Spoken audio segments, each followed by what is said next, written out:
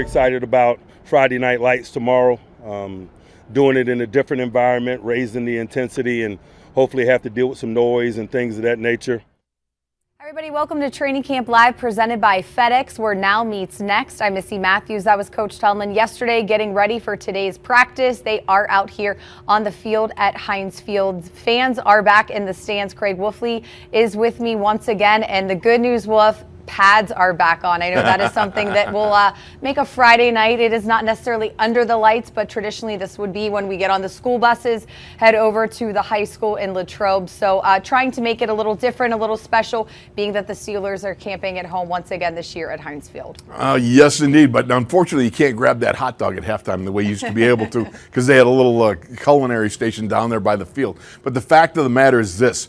You've got to change a little disruption in the schedule. This is good. And I know Mike Tomlin is one of those guys that likes to teach with, let's say, entering different elements into the schedule. For instance, you go pads day on Wednesday. Then Thursday you shut it down. You're like the shell and everything. Well, all of a sudden now you're a night at practice and you've got pads again. It's good to find out who the competitors are, who can recover, and who gets back to being able to perform day in and day out despite whatever is laid before them. That's something you want to watch. And the Steelers also brought in officials tonight, so they'll be down there to help out during practice. And Wolf, what did you say when I told you I spotted them?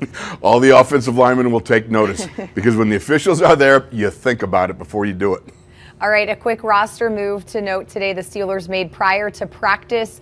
They have signed tight end Marcus Bowe and waived injured tight end Dax Raymond. Raymond was hurt in practice yesterday, so the first training camp roster transaction happening today prior to practice. And also, if you did not see my tweet, we want to answer your questions today as we bring you our live coverage once again. So let us know what questions you want Wolf to answer. We can ask Prisuta as well. You can respond to my tweet or use hashtag SteelersCamp. And oh, good old Bob Pompiani saying go get him. Hide a Pomp out there if he's watching us tonight.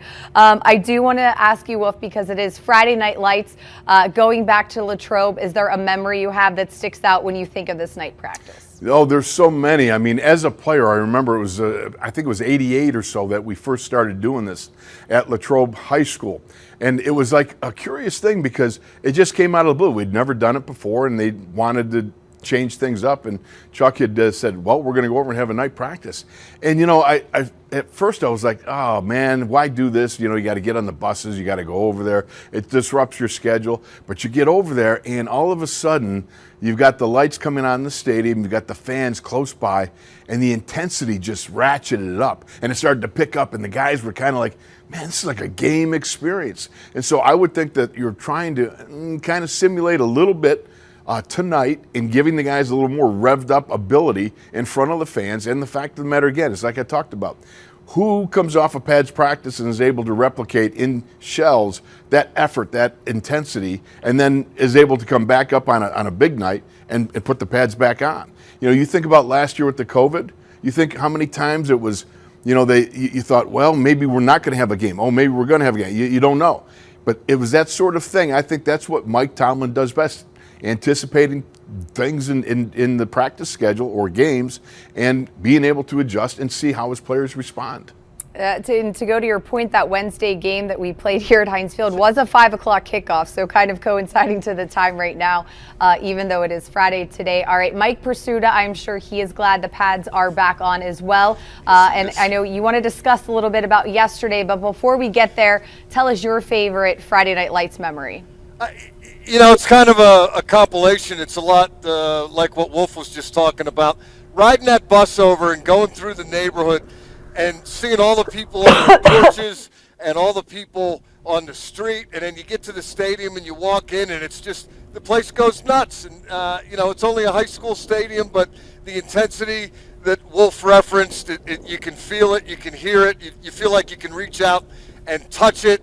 And then the other thing that always struck me about that was it was such an all the right moves kind of moment. You got that rusty mill behind the one end zone, and it just felt like a postcard signature of Western Pennsylvania. This isn't quite the same feel, but as we said at the start of these broadcasts, I am happy to be in Heinz Field and watching this stuff live and talking to players from a few feet away at least. Prisuta, I was joking with our producer Gerard prior to the show. I was surprised you did not mention when Joey Porter was a coach and LeGarrette Blount was here, that Friday Night Lights practice, if you remember that one. There was a few. I remember a few when he was a player as well. Mike Mularkey and later Ken Wisenhunt. Traditionally, they used to do goal line drills at Latrobe's Memorial Stadium, and Mularkey and Wisenhunt would always sneak in a play-action pass, toss it over to the end zone, wide open, touchdown. Joey Porter would go crazy, and he would call the offensive coordinators names and bring their manhood into question. And both Mularkey and Wisenhunt would say, "Did we score a touchdown? And is that the idea of the exercise?"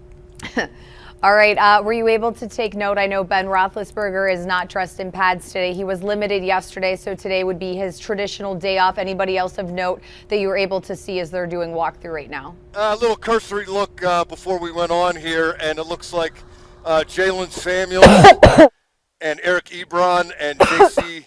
Hassenauer are sitting this one out. I did notice that Joe Hayden and Melvin Ingram III are, I can't say back in black because the defense wears gold jerseys, but I want to make the AC/DC reference anyway.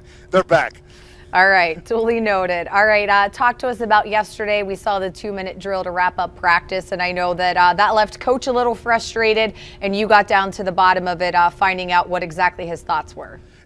Great stuff again from Mike Tomlin, who's been really engaged with the media at the outset of this camp. Hopefully that lasts a while longer, but he went from excited on the first day of pads watching Najee Harris and backs on backers to annoyed. That was his word, not mine, because the first team offense was matriculating the ball down the field, but the clock was running and they were out of timeouts, and Mason Rudolph hit Juju Smith-Schuster on an underneath route on the wrong side of the goal line, and that got the ball to the 3-yard line, but tick, tick, tick, they couldn't get up there and spike the ball in time. The clock ran out. That's no way to lose a game, 3 yards from the end zone, and you can't get the playoff. Mike Tomlin said you got to take shots into the end zone there. And while he acknowledged it was a coaching moment, he also acknowledged that some of the guys had been around a while. I sense that was the genesis of the annoyance. But a good drive by Rudolph. Robert Spillane, who was playing inside linebacker in the 6 defensive backs dime defense because Devin Bush wasn't being used. He talked about that afterwards as well. The defense gave up 6 straight completions, but kept them out of the end zone, kept them in bounds on all but one play. Keep it in front of you, get them on the ground. Good things will happen, as Spillane put it, and they did for the defense. Back in pads tonight, what are you looking most forward to knowing what happened on day one? What was that, Wednesday? Yeah, if you think back, Missy, one of the things that Mike Tomlin said, he was being asked about the tight ends who had, let's say, a mediocre at best performance in backs on backers. But Tomlin was quick to point out that that's not their drill. They were participating in that basically just to give the outside linebackers some work. He said at that time on Wednesday, the next time the Steelers were in pads, they were going to do backs on backers again, but this time it was going to be run game backs on backers, set the edge drill. And Tomlin said that is much more important that the tight ends have a good showing in that. So if Tomlin's true to his word, and I have no reason to believe that he wouldn't be, I expect we're going to see tight ends / running backs on backers, the run game edition, and that's going to be interesting to watch because recall Eric Ebron speaking for the position group as well as himself, saying they've got to block better. I think all eyes, if they get to that drill tonight, and I expect they will, all eyes are going to be on Pat Freiermuth. Yeah, and Eric Ebron, who's dealing with an elbow injury, Coach Tomlin said he was kind of day-to-day yesterday. It does not look like he's going to participate tonight as well. In terms of Najee Harris, we are getting some fan questions, and Mario wants to know, Prisuta, in terms of Najee in the Hall of Fame game, how many plays do you think he'll have? I haven't really given that a whole lot of thought. I mean, that's going to be a young guy's game. I think he'll break a sweat, let's put it that way. I don't know that you want to get him 30 touches or anything like that because it's the Hall of Fame game. But I do want to point out, since his name came up, that yesterday he proved that he is, in fact, human.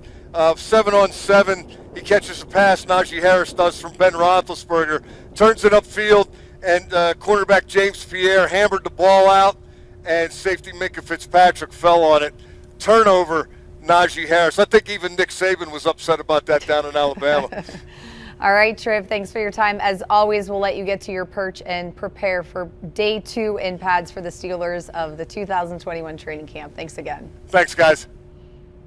All right, Wolf, in terms of Alex Highsmith, that's another guy who really shined in the first day in pads. Coach Tomlin kind of let it be known that, he was going against a rookie. It wasn't Chooks out there. But what do you think is going through his mind tonight, knowing it's day 2? You did a solid performance on day 1, and it's another chance to prove yourself. Exactly so, and that's what Alex Highsmith is definitely going to be all about. It's about you plant that stake, that beginning point from A, and now you want to progress to B. So there's little things you want to be able to pick up on. For instance, he might want to work on his pass rush. He might get a spin in there. He might work on his hand placement, on get an inside stab going up the field, throwing the uppercut swim, any combination thereof. And it's also the edge setter drill should be tonight. Tonight should be who can capture the edge and who can set the edge. That's the thing about it with the tight ends and the outside linebackers. You got to be strong with that outside hand, being able to keep your body quartered, playing through the outside third of the man and being able to set that edge on an offensive play coming at you. There's other little things too. Your drops in the passing game, things of that nature. So there's so many things that he can work on. It's about improving each and every day. And part of that is also in realizing as a professional, those aspects of your game, they should not be varied day to day. You want to be even keel and being able to call on those skill sets, those tools each and every day. All right, we're getting some more fan questions in. You still have time to tweet them to us, so let's get to a few and put Wolf to the test to see what he has in terms of answering the fans today. What's the most noticeable difference, we can expect to see from a Matt Canada offense this season? This is from Joe Steeler fan. It'll be interesting because I think there's several things that could apply. Number one is the pre-snap movement that we always talk about.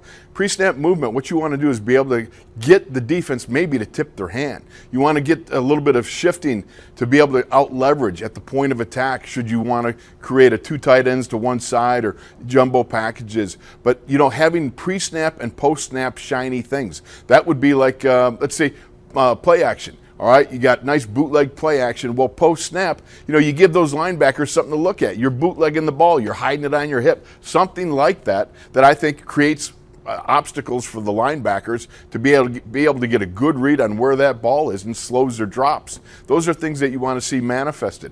I also think that there's going to be a change with shall we say at the point of attack, moving people rather than letting the running back create with the outside zones, moving people. I think you come off the ball and there's more of a mandate to move those guys back, roll that line of scrimmage back. And I also think that there's a good possibility you're going to see some more fullback. I would like to see more fullback. You know what? It's like that cowbell thing, more cowbell. You remember with Christopher Walken and those guys? I want more fullback bell, okay? Let's have a little bit of that and see what you can have when you got a Derek Watt or a Trey Edmonds leading on those second-level linebackers. That's some good stuff, and I think it'll invigorate the running game.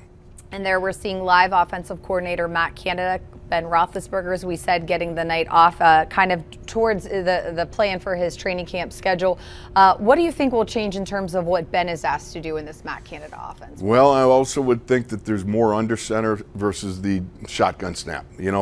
Be able to get under center and create more of a visual problem for the second level linebackers and defensive linemen. When you just get into that snap at 4 or 5 yards deep, the problem becomes the ball handling skills are not near as effective as they are under center. And so I would hope that that's another thing that Ben is going to be asked to go under center more. I know that he likes the shotgun. He's tremendous in either way, but he had a lot of success with a good running game and being under center early on in his career as well.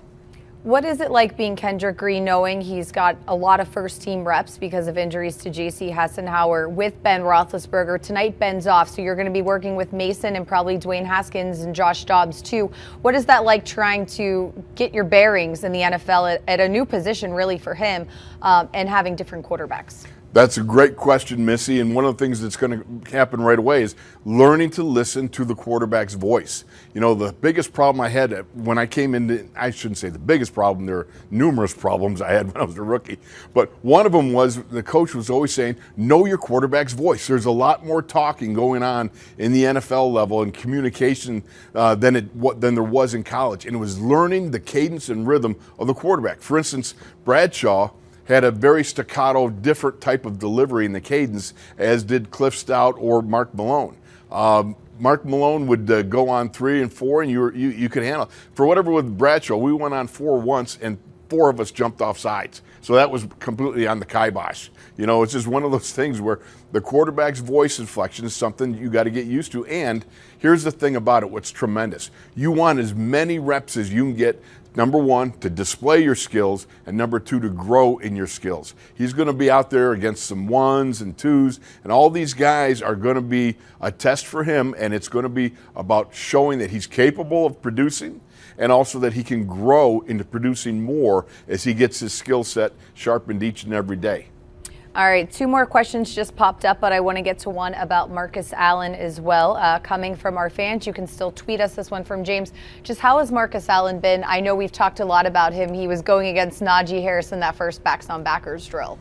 You know, Chico, and I love that nickname that Mike Tomlin gave him. Chico is, if he's anything, he's been feistier than I've seen him in past training camp performances or in practices. You know, one of the things about Marcus Allen is you have a safety's attitude, you have a safety's vision from that safety spot. Now you move into that hybrid linebacker, and you know, all of a sudden you're hog wrestling with 300-pound huge behemoths, and you've got to have some strength and girth about you. And I think he was a disadvantage last year in the sense of, you know, you're not really prepped and ready for it until you're in the middle of it. It's like when I remember Troy Polamalu late in his career, Dick LeBeau sometimes would move up in a hybrid linebacker position, and it was a little more difficult for him because of the fact that, you know, he simply was not prepared to wrestle with the 350 pounders.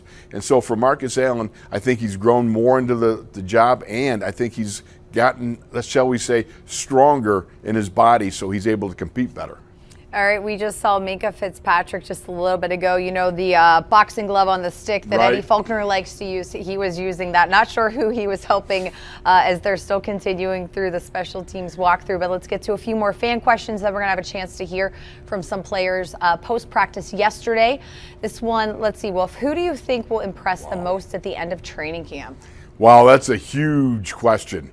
On what day? Yeah. Practice 8, I think? Yeah, and we're only on pads day 2. There's a number of guys that you got to keep your eye on. You want to see, especially, I always look for the young guys because you want to see who stands out. I guess, obviously, the Kendrick Green is going to be someone, but Najee is somebody you look at. But, you know, a Dan Moore, I'm really interested in what he can do. You know, this is a tackle position. This guy could obviously be in the mix to maybe be a swing tackle this year. What's his growth rate like? How does he manifest that great athletic ability that he's got? He's got long punch radius. He's got you know, a big upper body. Now, can he squat on the bull rush? Is he able to punch? Those are things that really kind of intrigue me. You know, I look at a Quincy Roche. I think a Quincy Roche is a guy that I'm excited to see and see what kind of growth he can manifest. Look, the thing about it is he's one of these guys that's kind of a shapeshifter, Missy. He'll give you this punching surface that constantly changes because he'll rotate his shoulders, giving you just little bits of what you can punch on. And if he can make that work at this level, he could be an effective, you know, pass rusher at this level. I want to see if it translates to the pro level. So do you have a camp phenom this year? I don't have a camp phenom as of yet. You know what I was thinking? You're working on it. As always, I'm working on it, and I got to talk to Chaluch and see what he's got. Of course, I am. Let's see, 18-1, I think. No, I did have one win in the last 20 years. I've had one win, but the fact is, we will be scoping that out and taking a look because there's a number of guys that fly a little below the radar that you want to keep your eye on. All right, well, we have somebody that might fall in there that we'll hear from in just a little bit. I have one more fan question for you. This one is from Ted. He said, I know usually starters don't play a lot in preseason games, but this year, especially the offensive line, do you see them playing more than normal, trying to figure out and build some continuity? I would expect that they might get more reps than normal, certainly more than when you have multiple Pro Bowlers in multiple positions such as we've had in the last several years. It's going to take a little bit of mix and match, see what you got. Kevin Dotson coming back tonight is big. I want to see what he's able to do. Kendrick Green, and then, of course, Trey Turner. You got some good vets there. Zach Banner is a guy I'm anxious to see Zach get back on the field and be able to have full go. And, of course, Chooks. So mix and matching with these guys, it's all about consistency, that is getting a five together, chemistry, meaning there's a brotherhood that exists. And it was very prevalent in the Marquise Pouncey, Al Villanueva, Dave DeCastro era there. You have that chemistry together. You love each other. You hang tight. You battle. You fight. And then, of course, there are the rules of the road. You've got to know those things, the blocking schemes together. But all that together is what makes an offensive line. And when you're a brotherhood, when you really care about each other, which blood, sweat, and tears tend to make you all partners together, you're going to see a good offensive line come out of camp, I believe. I think it was during mini camp, correct me, I could be wrong on that, but I know Coach Tomlin was asked about not really having a true veteran. You pretty much lost all those starters that had been together for so long. And he said, it's an organic thing. You don't pick somebody and it's them. You don't say, Banner, okay, now you're in charge of this room. It happens. But how does that happen being inside a room like that and knowing that Marquise Pouncey's gone, Dave DeCastro, who you thought was going to be here, isn't here now, and so many, Al's not here. It's kind of crazy to think about. It really is, but I can tell you this, you cannot bestow leadership on anybody because that doesn't work. It just, as Mike Tomlin said, it's an organic, natural thing. It will surface on its own. You will see it as we come along. Even as young as he is, this young Kendrick Green, somebody to look at. There's leadership qualities there. A Kevin Dotson, leadership qualities there. Zach Banner, he's got that kind of out there personality that you like, So I would think that you're going to see something come out. You're going to have people that are able to rise to the surface there. All right, you can see down on the field, that's Coach Tomlin with an ask, with a mic, just said, what's up to Steelers Nation, addressing the crowd that is here tonight for Friday night. We'll have the full audio for you guys in a little bit on all of our social and digital platforms. Well, if one of the other guys that we had a chance to hear from yesterday after practice was Robert Spillane, so let's take a listen to that and then break down what you've seen from him so far during camp. Yeah, as long as we keep the ball in front of us, make the tackles inbounds, keep that clock running, good things happen in those 2-minute drills. Think they got it off in time at the end? That's up for the coaches and the referees to decide. They decided no, so I'm going to go by that. But we compete in practice to get better. We don't always compete to win the drill. We just compete situationally to get better, and I think we did today. Yesterday, go ahead. So yesterday you went up against Najee and backs on backers to end it. What did you see out of him? Looked like he was really gaining some momentum as the drill went on. Yeah, Najee is a special athlete and a special person, and I'm glad he's on our team. A big, strong kid who has great feet under him and a bright future ahead of him. I'm excited to see what he could do during the season.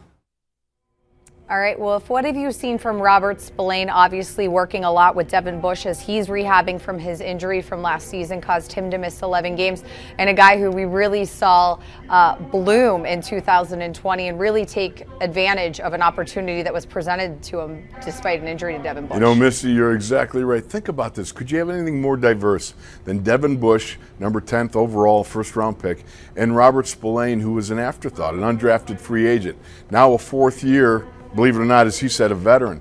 I've seen in this young man a growth that is just really, this is what you love about the game. Giving the opportunities to the unsung hero, the Rockies of the world, so to speak, the Rocky Balboas, who have that opportunity to come forward when somebody else is faltered, someone who is not able to answer the bell. And Devin Bush went down, and all of a sudden you've got Robert Spillane. And here's a kid from Western Michigan who, by the way, Devin goes to Michigan, he goes Western Michigan, Yeah.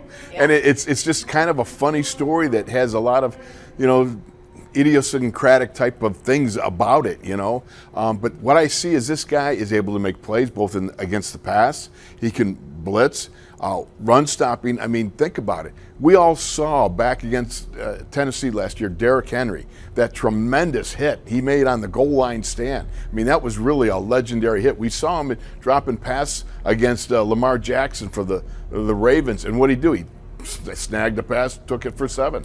What I've seen is a young man who was confident when even the people around him didn't maybe support him or he didn't feel like they believed in him. He believed in himself, and when the opportunity came, he was able to step up and get the job done. I like this kid. There's a lot more on the bone, so does Tomlin speak. Yeah, you just think about the Tennessee game for sure with the Derrick Henry. I think he will never not be talked about, and that will not be brought up. You know, one of the things I always think about in the Valhalla Hall of legendary linebacker hits, all right, that hit will be talked about among the Butkusses, the Lamberts, and all the Jack Hams and all those guys. That was a hit that will resonate for all time, baby. We heard from inside linebackers coach Jerry Osowski yesterday, and he was talking about, you know, Devin is back physically. It's the mental part now as you go through such a tedious rehab process. How important is it for Robert Spillane, Devin Bush to work together? You know, coach was saying, you know, going back to Ryan Shazier and Vince Williams, you have to have that shake and bake is what they called themselves. Yes. But just that connection with each other playing that inside position. You know, it's important because the more reps you get and the more familiar you are with each other, the greater will be your opportunities to communicate. Look, again, I take it as an offensive line. I remember back against the Houston Oilers, we were playing against a 3-4 defense, and they would take these guys, linebackers, walk up and try to blow up the B gap. Well, sometimes you can't get in an audible, you can't get out the correct blocking combination. You can only know that what the other guys are capable of doing. And without a single word of communication, when there was an alteration by the inside linebacker who blitzed, Tunch was able to pick it up. I picked up my guy, and Mike Webster blocked back on his guy. We all knew exactly what we were supposed to do and exactly what the other guys were going to do, given this was not something that's a normal X's and O's in the book. But that's the whole point about it. You understand what your partner's capable of. You also understand what he's going to do when given a certain set of circumstances. And I think the more that Robert Spillane and Devin Bush communicate, hang out together, watch film together, those type of communications are going to surface all the time. And the resultant play in linebacker is going to rise. Those guys together, I don't know if it's Batman and Robin or Batman and Superman. Yeah, what will their tandem be called? I just took a peek down at the field. Cam Hayward looks like he's getting a vet's night off. He's standing next to the refs, chatting them up. It was very easy to spot, you know, a very big yellow jersey next to the guys in the stripes. TJ Watt, someone else we haven't seen a ton of, working with the team. Maybe Coach Tomlin holding him back a little bit, preserving him, but he is somebody that you just see nonstop, whether it's running sprints or whatever on the sidelines. You can tell he's ready for some football. TJ Watt is one of those unique animals that has got a growth process that is all about his individual effort and the abilities that he takes and how he grows. You know, he came in the league and he had a nice uppercut, he had a nice swim. Well, then he starts going with the inside stab. Then he adds in a little bit of spin.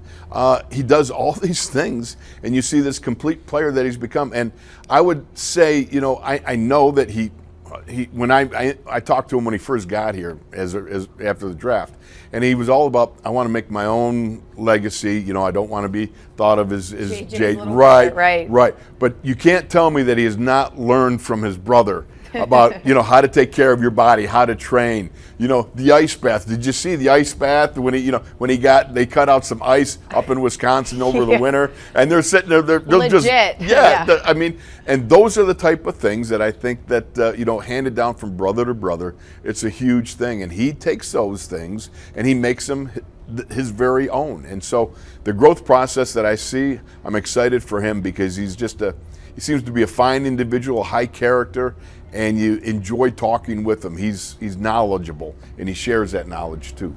All right, number 84 on offense, Rico Bussey, might not be a name familiar to everybody in the Steelers fan base, but Wolf, he is somebody that we have seen flashes of so far here at Heinz Field during training camp. He spoke to the media yesterday. Let's take a listen. I could have made some more. I left some on the table, but it is what it is. Oh, it was a nice day, though, right? Yes, sir. Rico, coming in, you know that they're loaded in the wide receiver room. So what's your attitude? What's your approach? I just try to follow the old guys and see what they do and just try to pick up on everything they do and learn from them. Have you told Juju that he's an old guy? No, I mean, he know he old. No, but seriously, what's the hope here? What's the hope? What's the hope, yeah. To make the team and contribute however I can contribute.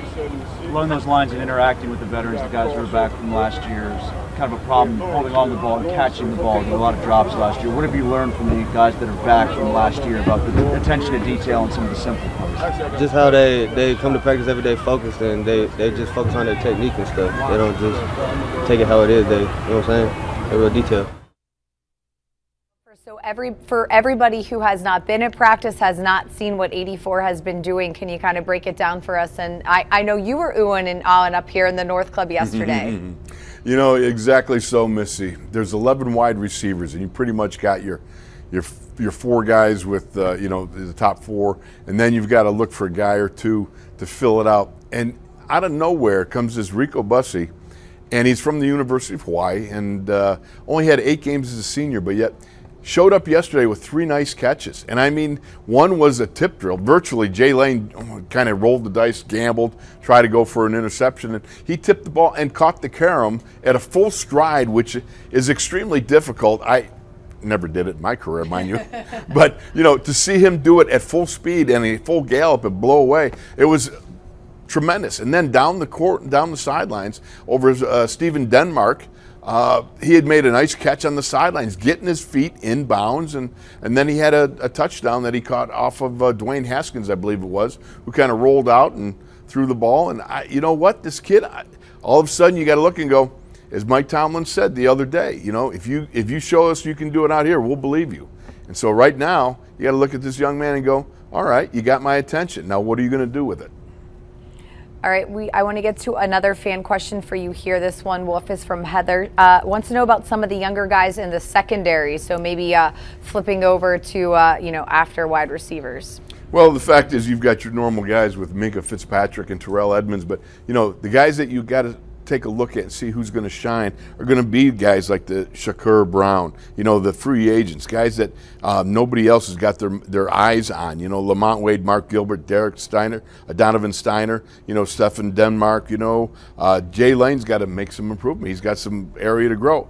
You know, Arthur Mullett, are we going to have James Pierre competing for an outside job, or is Cam Sutton going to stay on that outside and you're going to have the, you know, Arthur Mullett and Trey Norwood and who am I missing? There's somebody in the Antoine Brooks. Oh, thank you, Antoine Brooks, the lead guy of all people. All right, so you've got these guys. Are they going to stand out in that nickel package and be able to show that they can play the slot corner and get the job done? Or is Cam Sutton going to have to move, which I certainly hope not. So my point is, I want to see Justin Lane, James Pierre, these guys kind of grow up a little bit, compete on the outside corners. You know you got Hayden, you know you got Cam Sutton, but who's going to be the nickelback? That's going to be important because Mike Hilton was such a significant part of the defense, and just his ability to understand how the clock ticks down, how the quarterback starts the motion, how they time the snap, how to kind of get skinny and get small when you blitz so that you're not an obvious pickup target. All these things, it's a difficult position to play. You're part linebacker, you're part defensive back, and sometimes you're part defensive lineman. So it's unusual.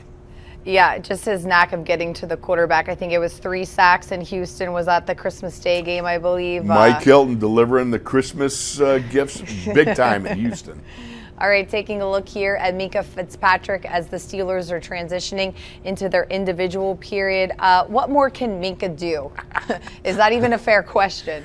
You know, I have to laugh because I was watching yesterday as they were doing that 2-minute drill. Minute 18, you got 1 timeout. So he comes down, and you know he's well aware of the time situation. Oh, yeah. So here you got a situation where they throw the ball, you know, and the wide receiver catches it, Juju.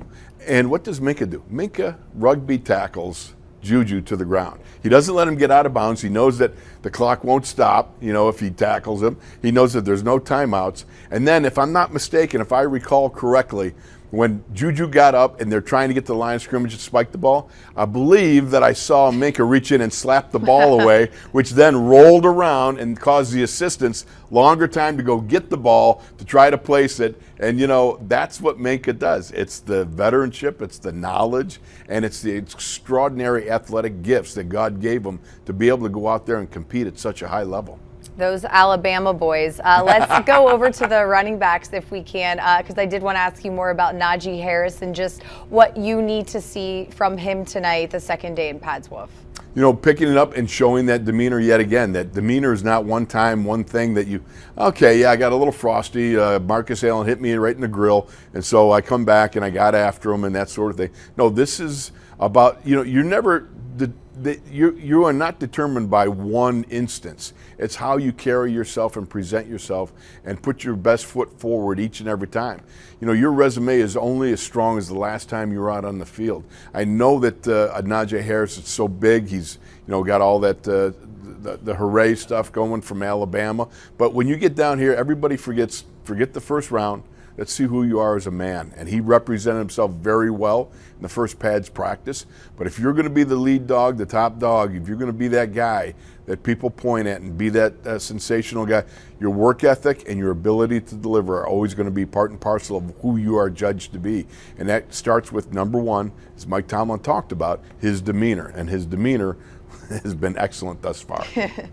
As we're still in the individual portion, looks like the running backs might be going over to work with the quarterbacks.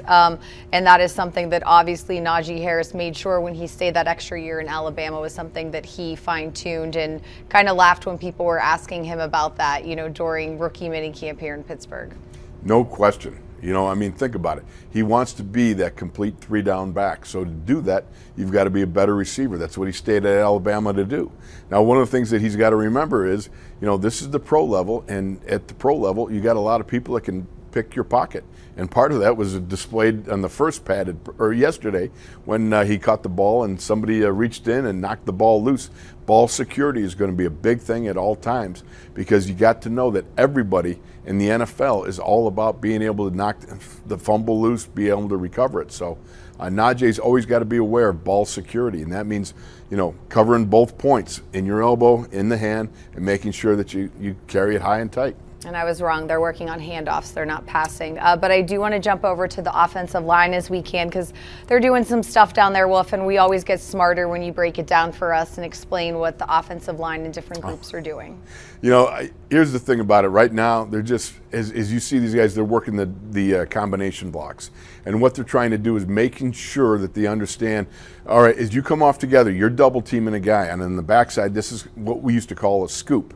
All right, the play would be front side, so you're coming from the backside, sealing it. So what you want to do is know that if that man that's over the guy to the inside of you and he comes back to me, I got to pick him up. Or the guy that he's over, if he goes front side, then he's got to pick him up. So who is going to release? Who's going to block? That's the thing about it. You see Kendrick Green right there. He's right into B.J. Finney. So B.J. is going to play straight, and the guard coming down is going to bump Kendrick like he just did, and then come off on the second level linebackers. Again, combination blocking. Who's going to be able to come off and do what he needs to do on the second level, and who's going to take the primary man with his hand on the ground, who's going to dig him out. And the best way to do it, and I hope that we get this, and you can see it more and more as we move along, the best way to have a double team, post man, drive man. Post man lifts the guy up, drive man comes down, bangs the hip, and you know what? If you uproot that guy with his hand in the ground and drive him back right into the lap of the linebacker, you know what? You ask the linebackers, when they got a 300-pounder coming at them, they're not happy, okay? Yeah, I'm running. that keister is weaponized, okay? You don't want that falling on you. So.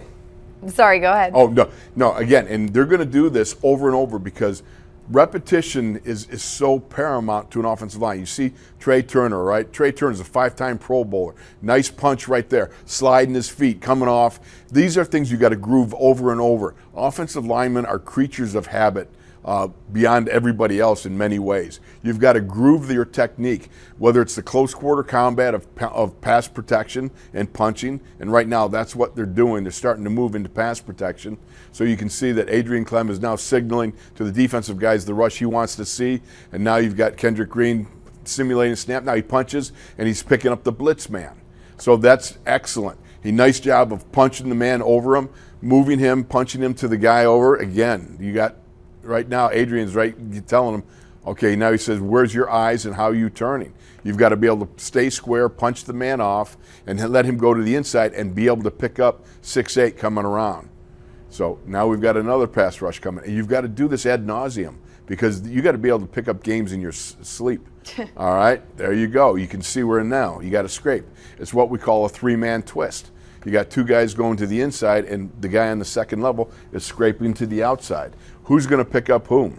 That's all about knowing your teammate and knowing your responsibility and executing. And you only get it done by mindless repetitions over and over. And the key is, guys can tune out, and this is important. You can just go through the motions, or you can focus and practice your hand placement, your footwork, and whether you're bending at the knees or at the waist. All these things are important, and if you don't practice them, you won't do it in a game. We just saw BJ Finney there working with Adrian Clem.